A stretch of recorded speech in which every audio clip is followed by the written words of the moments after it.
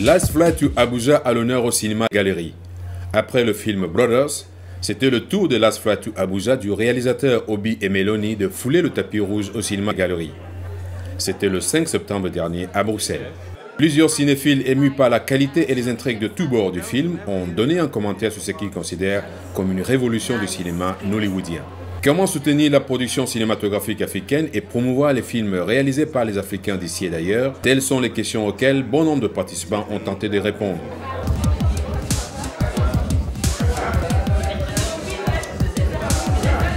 Le film Last Flight to Abuja du réalisateur nigérian Obi Emeloni était à l'honneur le 5 septembre dernier au cinéma Les Galeries. Les cinéphiles cosmopolites de la capitale belge ont eu l'occasion de découvrir et de savourer la perle cinématographique africaine.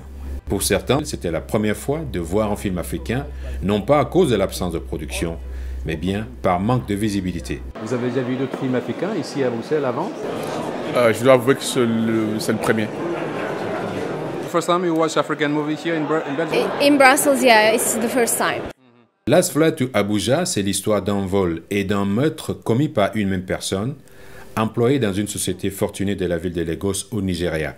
Le patron de la société en question, au vu des résultats positifs engrangés au terme d'une année d'exercice, décide d'organiser une petite retraite de réconfort pour tous ses employés dans la ville huppée d'Abuja.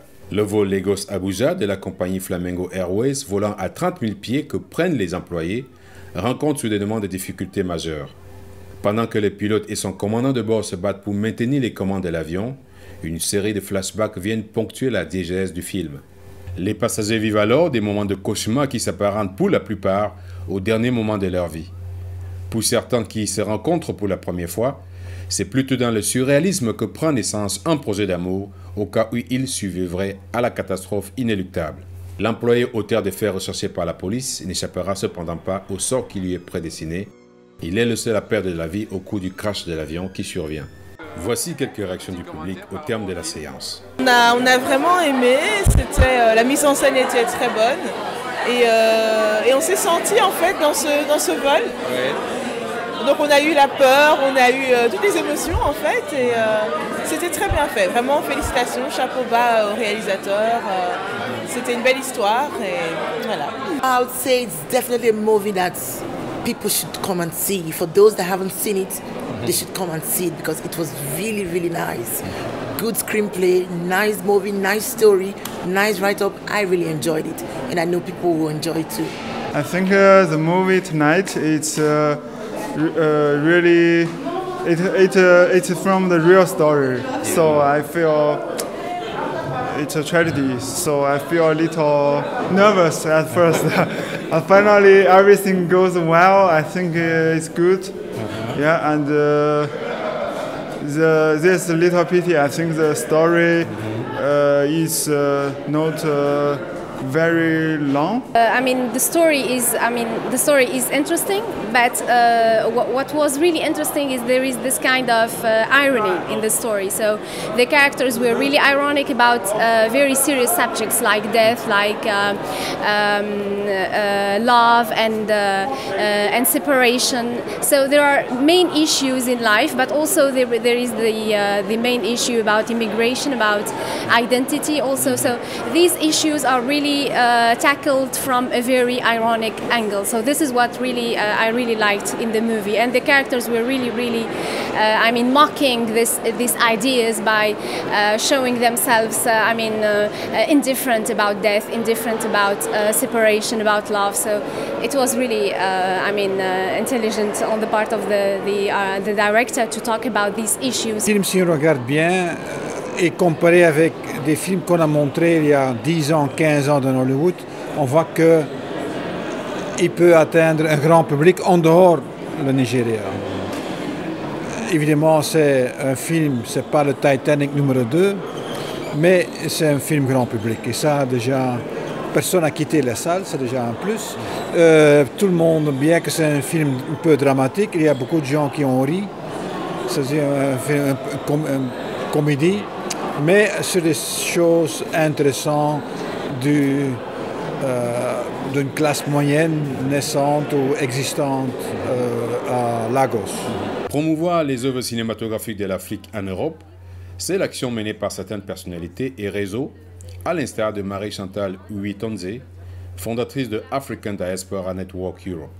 Et donc je suis très ravie que ce film ne montre pas seulement des aspects négatifs, il montre aussi la vie des gens, il montre une ville dynamique avec des personnes qui travaillent, que ce soit dans le secteur de services, que ce soit dans le secteur administratif, et cela m'a beaucoup plu. Le plus grand problème de l'industrie cinématographique en Afrique, c'est la question du budget. Je le disais il y a un mois dans une conférence sur le cinéma en Afrique. Un film de Hollywood coûte à peu près dans les 250 millions d'euros, tandis qu'un film de Hollywood coûte seulement 25 000 euros. Donc c'est vraiment trop peu. Et quand on n'a pas de budget, on ne peut pas aussi faire le tour de paysage. On est obligé de tourner à un espace réduit. Et cela n'avantage pas beaucoup l'économie africaine, puisque dans les films, on fait aussi de la promotion du tourisme en montrant les paysages africains. On attire des investisseurs, on attire des touristes. Et donc, cette industrie a besoin vraiment d'être appuyée et je m'engage à faire la promotion de cette industrie dans la mesure du possible. Le film africain n'est pas très visible ici en Belgique. Je me limite seulement au niveau de Bruxelles. On voit pratiquement les films africains nulle part. L'initiative de Chris et Nollywood, ici à Arenberg, remonte il y a quelques mois. Donc est-ce qu'au niveau des politiques, il y aura aussi une possibilité d'intervenir au niveau des producteurs, des distributeurs, des exploitants en salle pour permettre à ce que le film africain soit plus visible? Oui, tout à fait. Et ceci, c'est un aspect aussi qu'on discute beaucoup dans notre organisation African Diaspora Network in Europe. Je sais très bien que vous étiez présent aux Journées européennes de développement où nous avons présenté l'apport de la critique dans le développement. Et dans mon discours, j'avais beaucoup mis l'accent sur le fait que nous devons aussi soutenir l'industrie cinématographique et essayer de faire connaître aussi nos films dans la communauté européenne et dans le sens donc, de ce que j'avais déjà promis aux Journées européennes de développement. Le 6 et 7 octobre, nous organisons un débat avec les parlementaires à Strasbourg et dans ce cadre, nous partons avec un film de Azebuke qui est aussi partenaire sur ce film que nous venons de voir, qui sera présenté le 6 à 18h, donc le jour même du début de notre visite.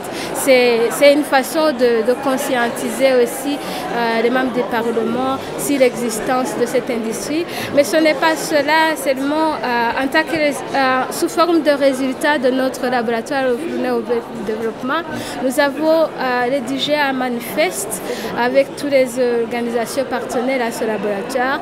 Et ce manifeste vise vraiment à sensibiliser les acteurs internationaux et les négociateurs dans le cadre de l'agenda de développement post-2015 sur la nécessité d'appuyer les industries créatives et en ce compris alors les industries de cinéma. Et ce manifeste va être donné à tous les acteurs politiques, que ce soit au niveau belge, au niveau européen et international. Donc c'est dans ce sens-là que notre organisation met sa pierre à l'édifice pour faire le plaidoyer et montrer qu'on peut aussi faire le développement à travers la culture et à travers le cinéma aussi. Toujours dans ce volet de la promotion des films africains, plusieurs voix se sont exprimées. Je crois que dans tout business, c'est l'offre et la demande. Et donc, si nous voulons que notre produit soit apprécié de tous, nous devons être les premiers à apprécier ce que nous faisons. Donc moi, qu'est-ce que je peux faire à titre individuel? Pas grand-chose, si ce n'est de partager le plus possible l'information afin que voilà, les gens issus de la communauté africaine eux-mêmes soient fiers de ce qu'on produit. Et puis ensuite étendre cela, parce que quand les gens verront qu'il y a du public, ils vont nécessairement nous donner leur salle, ils vont nous accompagner parce que c'est du business avant tout. Nollywood worldwide, I think, is the third biggest film industry worldwide now. And I think there's a growing market because a lot of people are now interested in the films that have been made from the African continent. And so there's a lot of interest there.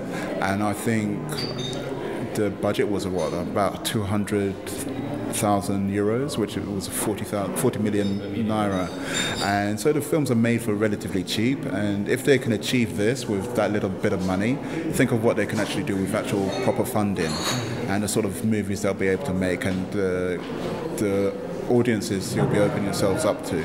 So I think there's a lot of potential there, and I think Nollywood is right on the crest of a wave. And over here, I've been speaking to a lot of people, and they've said there's a lot of interest here. So you start small, you develop bigger. But I'd be very interested to see how Nollywood develops over the next few years. African movies are difficult to be shown here in Europe. What could you do, for example, in your situation? I don't know what you do to help to promote African movies. Well, it's inviting people mostly. I mean, the power of social media needs to be embraced. I don't know how we develop it ourselves. I mean, Chris invited me, and I know there was a few other people that were invited via Facebook. So it is utilising the power of social media more than anything else, showing clips of this is how the films are, because I think a lot of people know about the Bollywood, which is the Indian version. A lot of people know about it because they're very showy, it's very dancey, and there's loads of bright colours. But then you think about Nollywood, you think not many people know about it, and the history that a lot of Nigerians talk about is the bad acting and the sort of kitschy atmosphere about it. So it's a case of promoting it a little bit more. A perfect example is the Skoda car, where a lot of people, historically it's a car that didn't add value and would rust and it wasn't made properly, but now it's one of the best made cars in the world. So it's a case of turning it around and bringing films out like this, Last Flight to Abuja, and saying this is what we can do. And this is what, if we can do this with this budget, imagine what we could do with more money and how we can develop it a lot more. And then bringing the interest over. So for me, I'm definitely going to be inviting a few other friends next time it's shown and showing them clips and saying, look at this, look at the films this is the film that was shown last time, this is a clip of it, come down, see for yourself, and obviously there's a meet and greet afterwards as well. Last Flight to Abuja est un film dramatique dont le suspense, histoire d'amour et déception, la vie dans la capitale des Lagos vous captive de bout en bout. Réalisé en 2011 et sorti en 2012, le film a fait la première mondiale en Angleterre et au Nigeria. Il a reçu 19 awards, dont 4 décernés par Nollywood and African Film Critics Award en Californie en septembre 2014 pour meilleure cinématographie, meilleurs effets, meilleur script, meilleure actrice. Ce film a également reçu le Grand Prix au Festival du cinéma africain et de la télévision d'Abidjan en Côte d'Ivoire en 2013. Last Flight to Abuja augure sans doute une nouvelle ère dans la production cinématographique du géant nollywoodien. Organisé par Town Crier, Nollywood Europe et Chris Ofeli Connections, avec le concours du cinéma Galerie, cette soirée du cinéma africain apporte à n'en pas douter une visibilité aux films d'Africains en Belgique. Espérons qu'il y ait une continuité pour permettre au grand public de découvrir et d'apprécier ces perles cinématographiques rares d'Afrique.